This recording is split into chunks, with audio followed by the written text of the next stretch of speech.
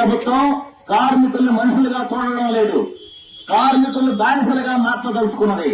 అందుకోసమే ఆ 29 కార్మిక చట్టాలను రద్దు చేసి 4 లేబర్ కోడ్స్ తీసుకొచ్చింది. ఈ 4 లేబర్ కోడ్స్ లో ప్రధానమైన విషయాలు 140 సంవత్సరాల క్రితం చికాగో నగరంలో కార్మికులు 18 గంటలు 16 గంటలు పనిచేస్తా ఉంటే మేము పని చేయలేము, మేము మనుషులము, మేము యంత్రాలం కాదు, మేము 8 గంటలు మాత్రమే పనిచేస్తామని చెప్పేసి పోరాటం చేస్తే ఆ రోజు అమెరికాలో ఉన్న చికాగో నగరంలో కార్మికుల్ని 7 కాల్చి చంపారు పారిశ్రామికవేత్తలు, ఆ రోజు పాలక పార్టీలు. ఆ రోజు నుంచి ఈ రోజు దాకా వారి రక్త తర్పణతో ఏర్పడినటువంటి 8 గంటల పని హక్కుని ఈ దుర్మార్గమైన మోడీ ప్రభుత్వం ఒక్క కలం పోడుతో రద్దు చేసింది. మనుషులనే వారు దీన్ని ఎవరైనా సహిస్తారా?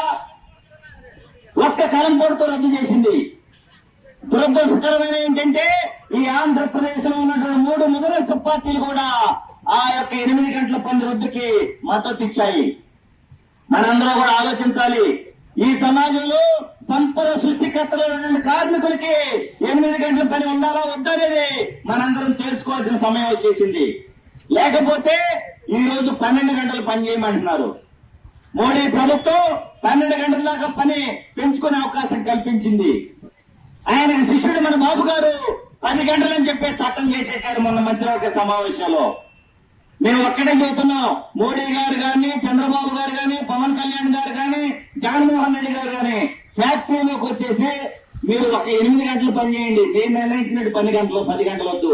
మీరు కావచ్చు, మీ కుటుంబ సభ్యులు కావచ్చు, మీరు పనిచేస్తే కార్మికులందరూ కూడా పనిచేయడానికి సిద్ధంగా ఉన్నారు.